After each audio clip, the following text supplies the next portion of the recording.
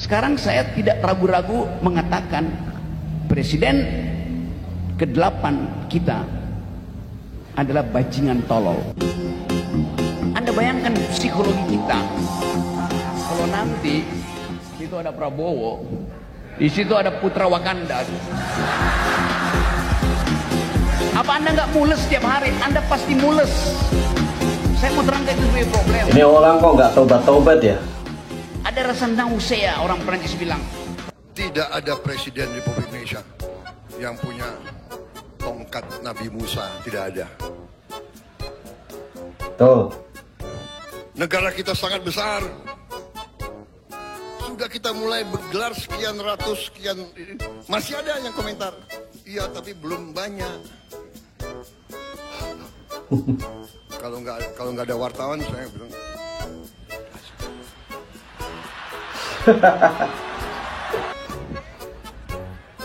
Sorry ya. Pak Prabowo ini juga lucu ya orangnya ya, humoris ya. Gemoy. Mas Gibran ini kayak kampanye aja nih.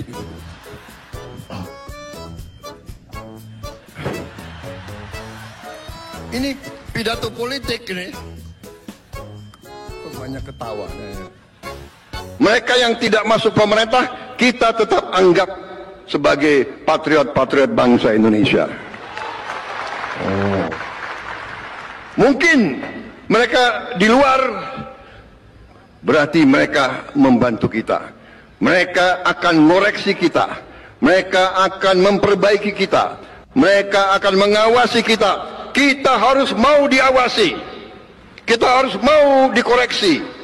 Kita harus mau dikritik. Saudara-saudara, tapi kritiknya yang benar. Jangan kritik berdasarkan dendam. Tuh. Betul. Banyaknya gitu sih. Oh, yang kritik tuh biasanya orang yang benci. Ya, sembahyang Jumat, khotibnya luar biasa di tempat saya kemarin, bahwa Allah Subhanahu wa Ta'ala tidak akan merestui orang yang punya dendam di hatinya. Betul. Pak Prabowo aja kalah 2 kali sama Pak Jokowi nggak dendam, justru sekarang jadi sahabat. Ya enggak? Kenapa orang yang di bawahnya itu pada dendam? Aneh ya? Hidup Jokowi!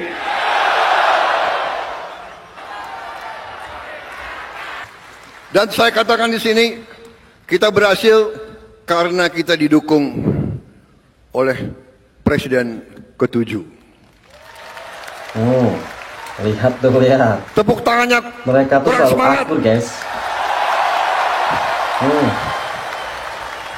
Semangat lagi. Hidup Jokowi.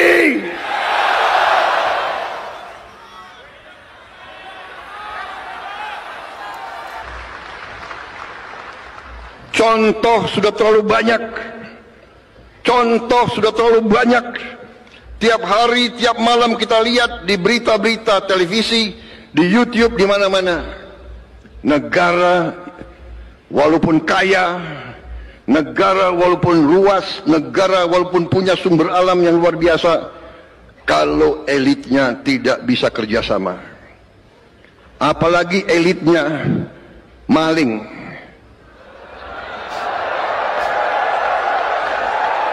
Betul. Tidak mungkin negara itu bisa berhasil. Kita mengerti hal ini. Saya mengerti hal ini. Karena itu, satu, demokrasi kita harus khas. Demokrasi kita harus uji. Setelah bersaing, kita anggap pemilu pilkada itu pertandingan. Kita bersaing. Begitu ada yang menang, ada yang kalah, kita harus bersatu. Kita harus kerjasama. Saya ingin sampaikan juga yang konstruktif lah. Bentar. Jadi memang yang dikatakan oleh Pak Prabowo ini benar semua ya guys ya. Pak Jokowi dengan Pak Prabowo bertanding 2 kali. Dan bahkan ketika Pak Jokowi menjadi presiden ya, Pak Prabowo diajak sebagai menteri, dan sekarang sampai sekarang bersahabat. Bahkan Pak Jokowi juga membantu Pak Prabowo menjadi presiden. Terus kenapa yang di bawah harus bertengkar terus gak ada habisnya ya kan?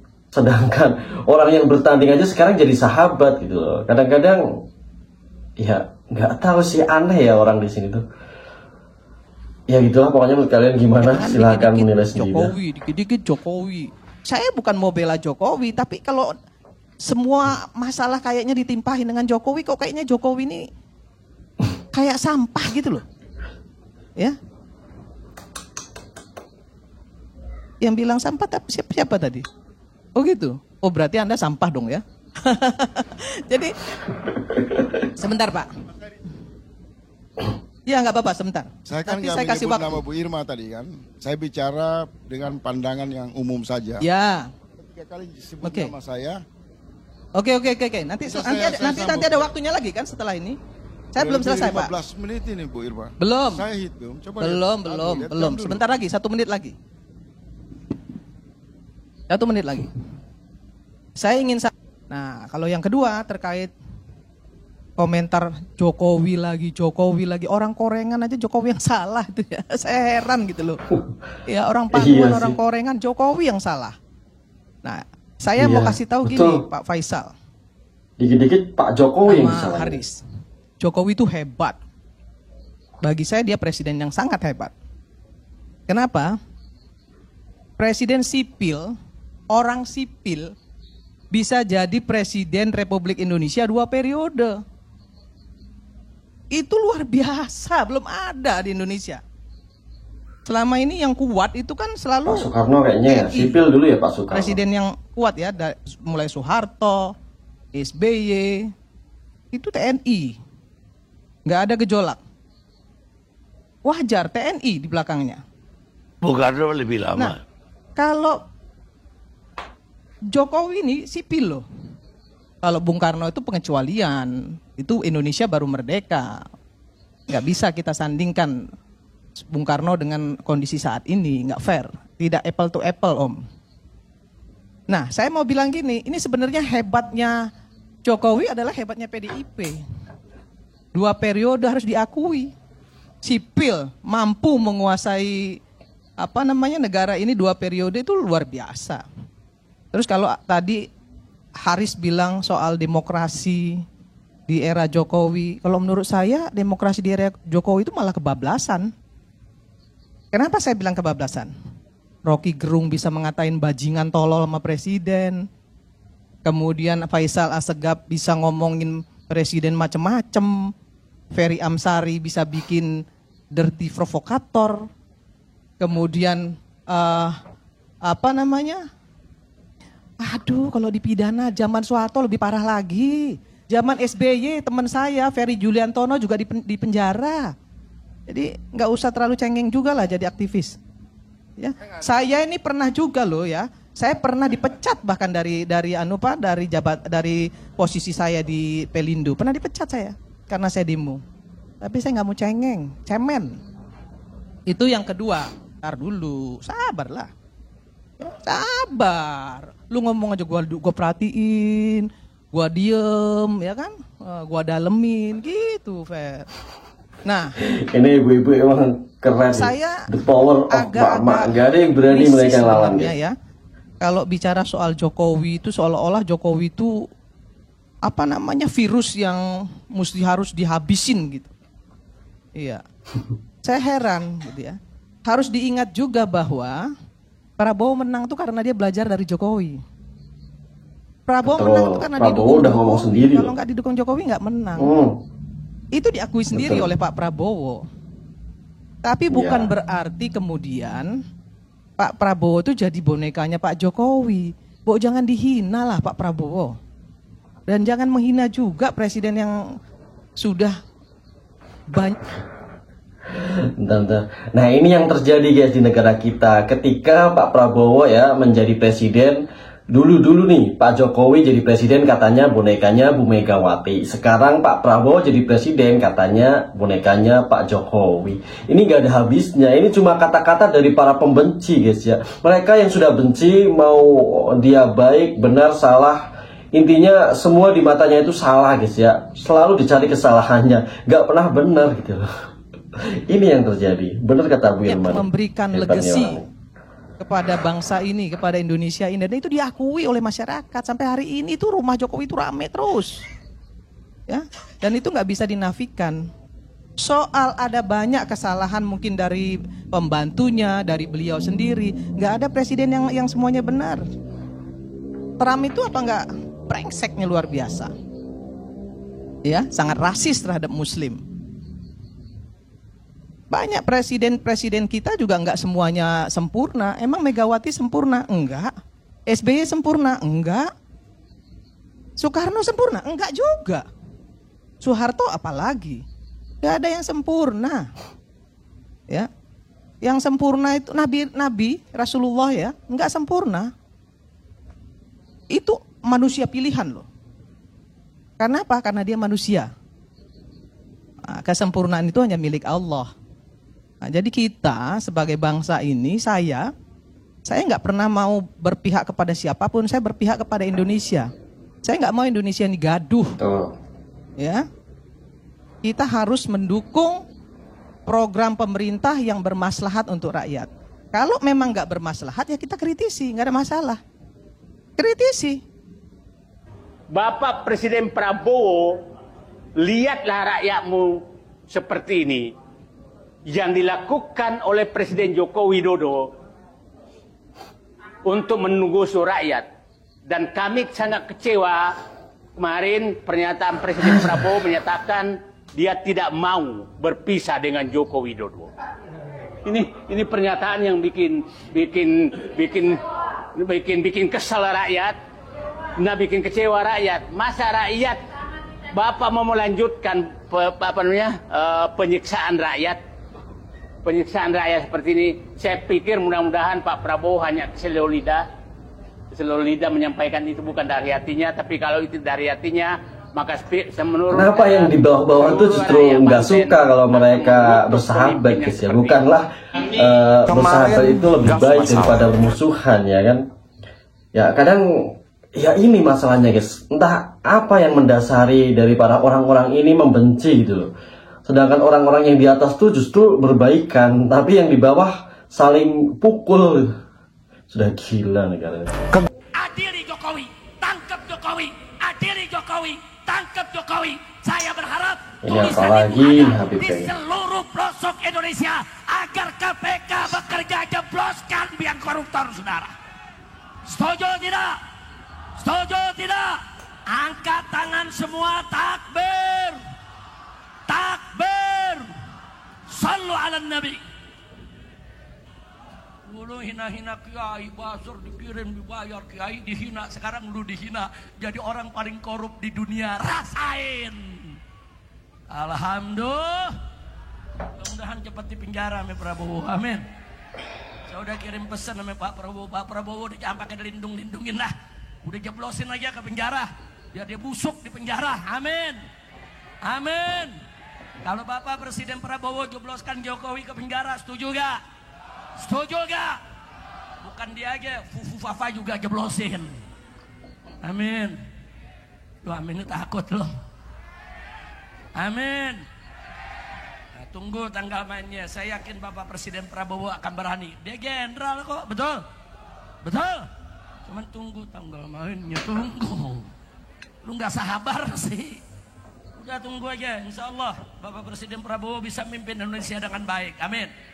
Amin ya Rabbal. Sebelum saya akhiri, barusan saya ditanya sama Kiai Oyo.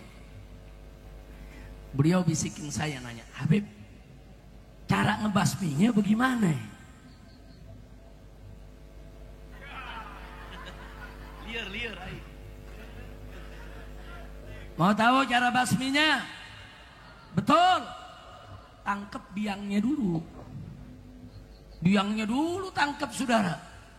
Biangnya dulu yang paling korup, yang paling banyak korupsinya tangkap, jeblosin ke penjara. Nanti yang di bawahnya ikut semua kita tangkap. Setuju tidak? Setuju tidak? Dulu zaman Pak Harto, saudara, korupsi ada banyak, tapi korupsinya di kolong meja.